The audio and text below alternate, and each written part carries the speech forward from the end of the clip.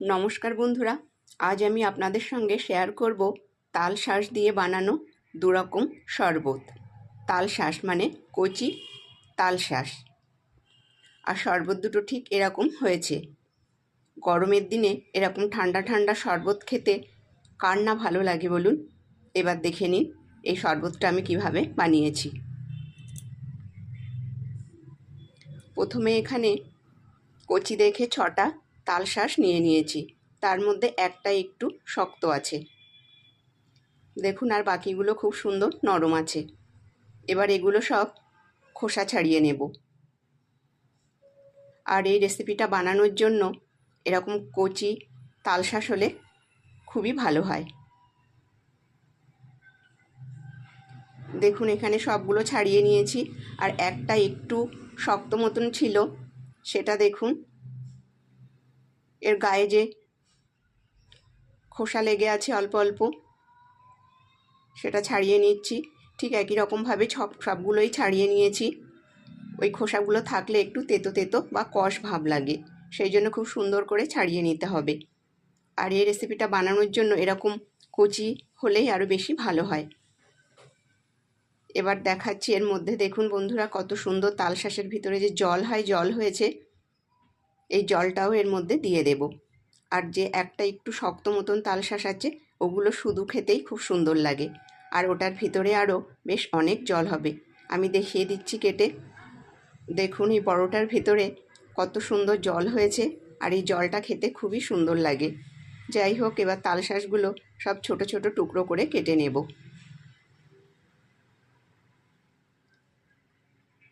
সব তাল শাঁসটা কাটা হয়ে গেছে। এবার এগুলো একটা মিক্সিং জারের মধ্যে নিয়ে নেব। সব নিয়ে নিলাম।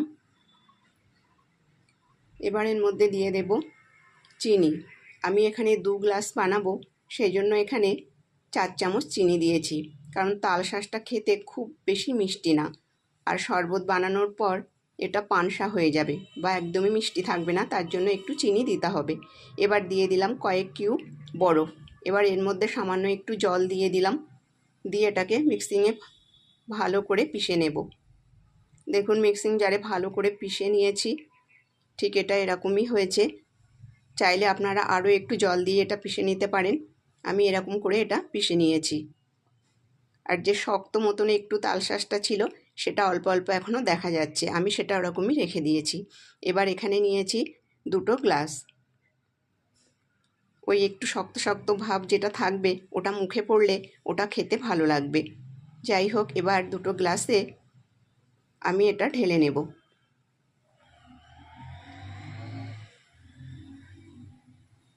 বাকি একটু আছে, এটা এই গ্লাসে ঢেলে দিচ্ছি।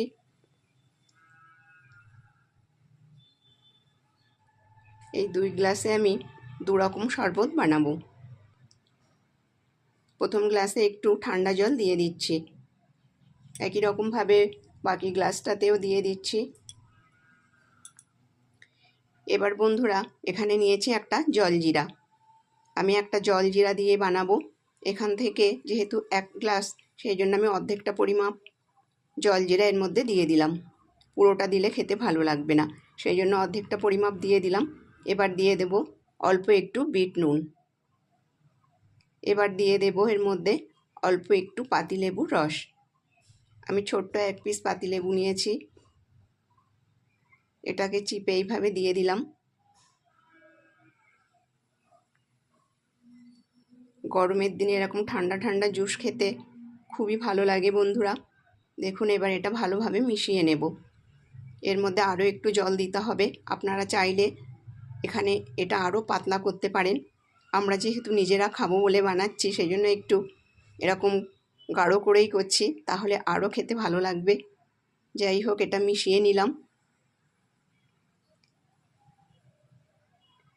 এবার বন্ধুরা দেখুন অন্য গ্লাসের জন্য এখানে নিয়েছি স্ট্রবেরি সিরাপ। এই স্ট্রবেরি সিরাপ দিয়ে এটা বানাবো। এখানে আমি 1 চামচ মতন প্রথমে দিয়ে দিচ্ছি, দিয়ে এটা ভালোভাবে মিশিয়ে নেব। এবার কালারটা যদি একটু হালকা আসে, তাহলে আবারও একটু দেব। একটু জল দিয়ে দিলাম, কারণ এটা খুব গাঢ়ই আছে। আপনারা যদি এর কালারটা একটু বেশি ডিপ করতে চান তাহলে আরও একটু দিয়ে দেবেন। এটা বড্ড হালকা হয়ে গেছে, আমি আরও একটু দিয়ে দিচ্ছি, তাহলে একটা খুব সুন্দর কালার আসবে। এবার এটা খুব ভালো করে মিশিয়ে নেব। খুব ভালোভাবে মিশিয়ে নিতে হবে। দেখুন বন্ধুরা, এটা খুব সুন্দর একটা মিষ্টি কালার এসেছে, তার জন্য আমি আর দিচ্ছি না। আপনারা চাইলে আরও একটু দিতে পারেন। যাই হোক, এটা খুব সুন্দর করে মিশিয়ে নিয়েছি। এবার দিয়ে দিচ্ছি 2 গ্লাসেই 1 কিউব করে আইস। আর সাজানোর জন্য উপর থেকে দিয়ে দিচ্ছি পুদিনা পাতা।